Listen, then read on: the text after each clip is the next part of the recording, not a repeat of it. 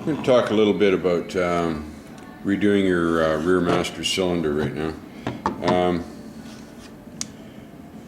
So you can see on this one the bowl is off, and in here there's a little O-ring. Well, what I did was I just coated it with some Vaseline, baby Vaseline, ran it around the O-ring, and then took a Kleenex and dried most of it off. And then your reservoir just pushes right down on that, and then that's sealed in place with this, and then a pair of screws. So when you take your mechanism apart, it's going to look just like this.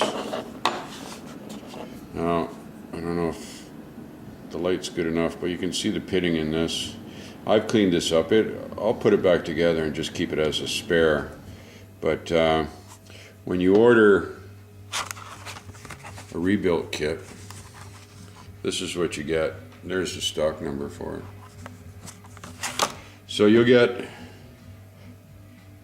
pretty much all the components. So you have the main shaft, two diaphragms there. One is slightly larger than the other one. So the larger one goes in this slot here, and the widened part of the cups always face towards the point. All right, and then you'll get a new spring, a new nose cap keeper, because the spring fits on like that. All right. And there's a respirator in there. You can see those holes on the end. It's to allow the fluid to bleed back through. And there's the washer that goes on over that. Now it can be a little daunting. The whole mechanism fits up into your unit here. It would all slide in through there, and then the C-keeper goes on first, and then of course your clip would be the last thing to retain the whole thing. It can be a little daunting getting the rubber on, so you want to put the one with the widened edge on first, and you have to slip it kind of over the top and then roll it down and then into this slot. And for that I use a very small screwdriver and just kind of work it over the edges and then roll it down.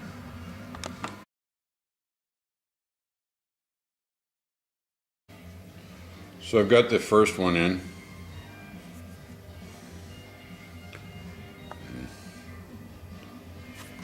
Now it's just a matter of put the washer on,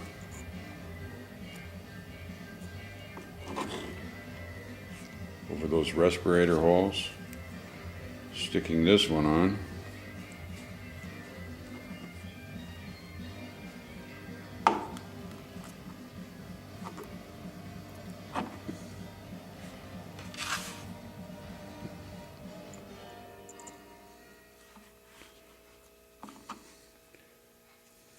and the end result looks like that. And as I said, next the spring goes on. That'll actually slip into the master cylinder itself. Compress it with your thumb, put on the C-clip, and then the keeper. When you're done, it's going to look like that.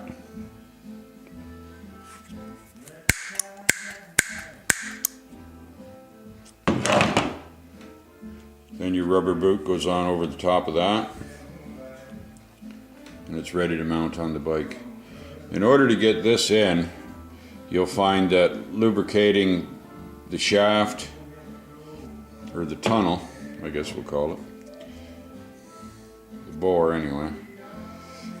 Use a little bit of brake fluid and a Q-tip, lubricate the bore, then just lubricate the rubber ends and they'll pop right in there.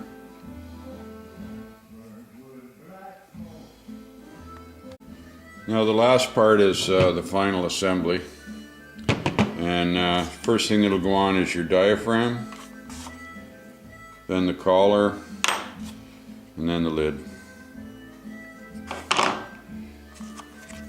So these diaphragms are unavailable. I haven't found a place to get them yet.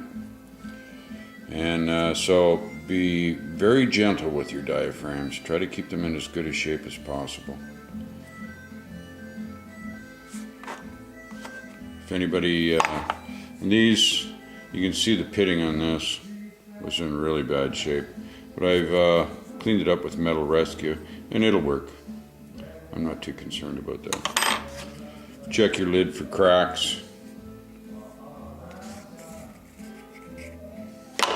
And then you just got your three bolts that go into these positions. And that's it, that's ready to mount the bike.